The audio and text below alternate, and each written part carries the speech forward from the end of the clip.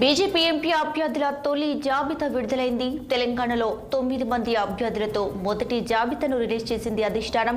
కరీంనగర్ నుంచి బండి సంజయ్, నిజామాబాద్ నుంచి అరవింద్, మల్కాజ్గిరి నుంచి ఈటెల రాజేందర్, సికింద్రాబాద్ నుంచి కిషన్ రెడ్డి, హైదరాబాద్ నుంచి మాధవిలత, నాగర్ కర్నూలు నుంచి భరత్, భువనగిరి నుంచి పూర నర్సయ్య గౌడ్, చేవెళ్ల నుంచి కొండా విశ్వేశ్వరరెడ్డి పేర్లను ప్రకటించారు.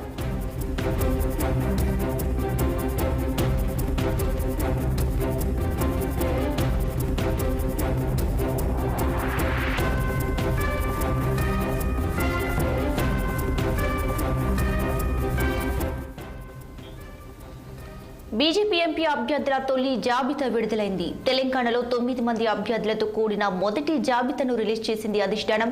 కరీంనగర్ నుంచి బండి సంజయ్, నిజామాబాద్ నుంచి ధర్మపురి అరవింద్, మల్కాజ్గిరి నుంచి ఈటెల రాజేందర్, సికింద్రాబాద్ నుంచి కిషన్ రెడ్డి, హైదరాబాద్ నుంచి మాధవిలత, నాగర్ కర్నూలు నుంచి భరత్, భువనగిరి నుంచి బూర నర్సయ్య గౌడ్, చేవెళ్ల నుంచి కొండా విశ్వేశ్వరరెడ్డి పేర్లను ప్రకటించారు.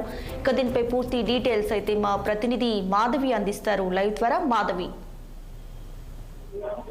కొద్దిసేపటి క్రితమే చెంది నుండి చావుడే రోజు మనకి మొదటి జాబితా విడుదల చేశారు. 9 మంది లిస్టును దాదాపుగా ఖరారు చేశారు. అంటే సికింద్రాబాద్ నుండి కిషన్ రెడ్డి, నిజామాబాద్ నుండి ధర్మపురి అరవింద్, కరీంనగర్ నుండి బండి సంజయ్, ఈ ముగ్గురు అయితే మొదటగా ఇక్కడ సిట్టింగ్ ఎంపీలుగా ఉన్నారు. ఆ సిట్టింగ్ ఎంపీలను ఖరారు చేసిన తర్వాత మిగతాది పూర నర్సయ్య గౌడ్ భువనగిరి నుండి మరిలో ఉన్నట్టుగా తెలుస్తుంది. అలాగే ఆయన సిట్టింగ్ కూడా కన్ఫర్మ్ చేసేశారు. అలాగే చేవెళ్ల నుండి కొండ విశ్వేశ్వరరెడ్డి, నాగర్ కర్నూలు నుండి కోటిగంటి భరత్, అలాగే మల్కాజ్గిరి నుండి ఈటెల రాజేందర్ పేరు వినిపిస్తుంది. అలాగే హైదరాబాద్ నుండి మాధవిలత, వీళ్ళ పేర్లు మాత్రం ఖచ్చితంగా ఖరారు చేసినట్లుగా తెలుస్తుంది. మిగతా డివిజన్ మాత్రం పెండింగ్ లో పెట్టారు.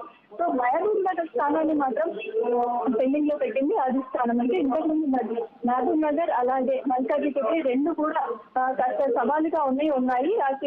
ఈ జైనాబాద్ నుంచి కూడా ఇంకా పెండింగ్ లో ఉన్నట్టుగా తెలుస్తుంది. అంటే మల్కాజ్గిరి మహబూబ్ నగర్ సవాలుగా ఉంటున్నారు. కానీ మల్కాజ్గిరి నుండి ఈటెల రాజేందర్ పేరు అనేది ఖరారు చేయడం జరిగింది. ఇక మహబూబ్ నగర్ లో డీకే అన్న, జితేందర్ రెడ్డి, శాంతికుమార్ మధ్య తీవ్ర పోటీతో ఉంది. సో వీరిలో ఎవరిని ఎంపిక చేయాలి అనేది నెక్స్ట్ జాబితాలు విడుదల చేయనున్నారు. రకరకాల ఊహాగానాల మధ్య మల్కాజ్గిరి సీటును దక్కించుకున్నారు ఈటెల రాజేందర్.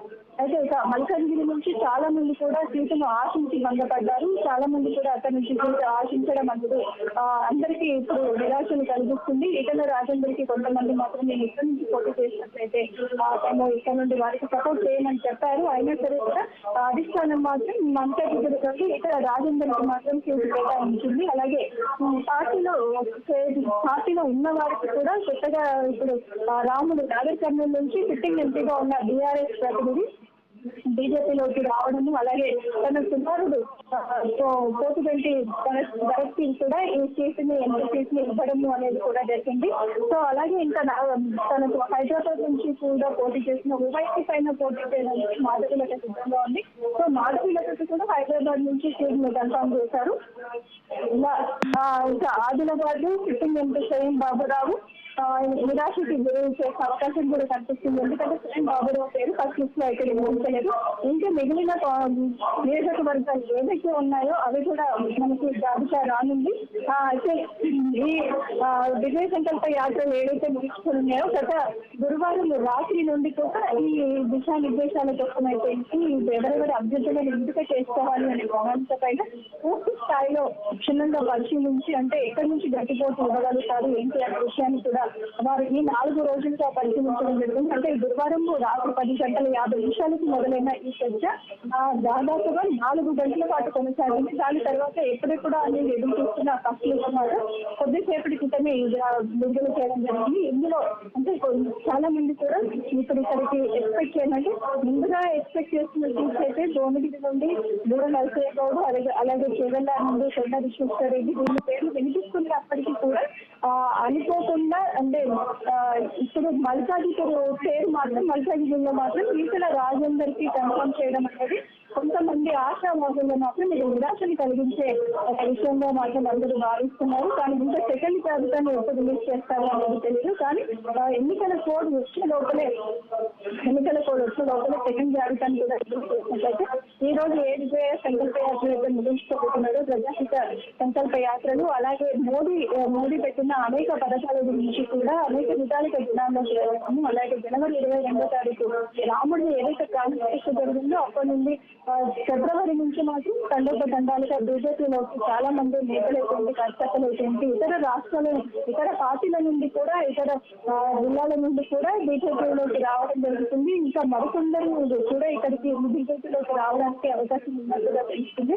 చాలా మట్టికి కూడా ఇందులో బీజేపీ ఇప్పుడు ఈ ప్రజాహిత యాత్రలో చాలా జనాలు సందర్భంగా రావడం, వారికి బ్రహ్మరథాలు పట్టడం, పూలు చల్లడం, హారతులు ఇవ్వడం ఇలాంటివన్నీ చూస్తుంటే దాదాపుగా 12 నుంచి 14 సీట్లు ఖరారు అవుతాయి అనే ధీమా మాత్రం బీజేపీ వ్యక్తం చేస్తుంది. అలాగే ఇక మనకి నెక్స్ట్ జాబితా ఎప్పుడు విడుదల చేస్తుంది అనేది మాత్రం ఇంకా క్లియర్ గా మనకు సమాచారం అందలేదు.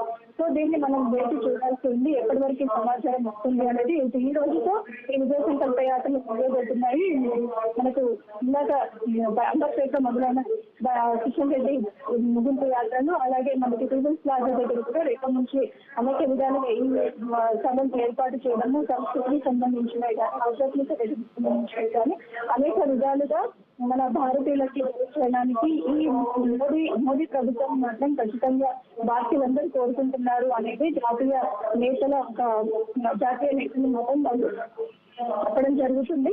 అలాగే ఇంత ముందు కూడా ఇప్పుడు రాబోతున్న ఎలక్షన్స్ లో ఇంకా ఎలాంటి దిశానిర్దేశం అంటే 4వ తారీఖు 5వ తారీఖు మోదీ కూడా ఇక్కడికి రాబోతున్నారు. ఈ మోదీ పర్యటన గురించి కూడా అనేక విధాలుగా వాళ్ళు ఏర్పాట్లు అనేవి అయితే చేయడం జరిగింది. ఇక్కడికి వచ్చిన తర్వాత అనేక ప్రాజెక్టులను కూడా వాళ్ళు ప్రారంభించబోతున్నారు. దాదాపు 6,000 కోట్ల వరకు కూడా ఆదిలాబాద్ లో కొత్త ప్రాజెక్టులు కొత్త అన్ని కూడా వీళ్ళు ఏర్పాటు చేయడానికి సిద్ధంగా ఉన్నారు. అన్ని కార్యక్రమాలలో కూడా ఇక్కడ సంగారెడ్డి అయిపోయింది, ఆదిలాబాద్ అయిపోయింది, ఇప్పటి కూడా అన్ని ప్రారంభించడానికి మోదీ రాబోతున్నారు. అంటే అంతకుముందు అసెంబ్లీ ఎలక్షన్స్ ముందు అమిత్ షా రావడం ఒక ప్లస్ పాయింట్ అయితే, దాని తర్వాత కూడా 2 సార్లు రావాలి అనుకున్న అమిత్ షా టూర్ క్యాన్సిల్ అవ్వడం జరిగింది. కానీ ఈసారి మాత్రం డైరెక్ట్ గా మోదీనే రంగంలోకి దిగుతున్నారు. అలాగే మోదీ ఢిల్లీ నుంచి కూడా వారణాసి నుంచి మోదీ పోటీ చేయబోతున్నారు. దాని తర్వాత అమిత్ షా గాంధీనగర్ నుంచి అమిత్ షా పోటీ చేయబోతున్నారు. ఇంకా మాజీ ఎంపీలు కూడా మాజీ సీఎంలు కూడా ఇద్దరు ఇందులో పోటీ చేయబోతున్నారు. దాదాపుగా 28 మంది మహిళలకు ఇస్తూ అవకాశం అయితే కలిగించారు ఎంపీలకు. మళ్ళీ 27 మంది ఎస్సీలు, 18 మంది ఎస్టీలు, అలాగే 37 మంది 47 మంది యువకులకు కూడా ఇందులో అవకాశం కలిగించినట్లుగా తెలుస్తుంది.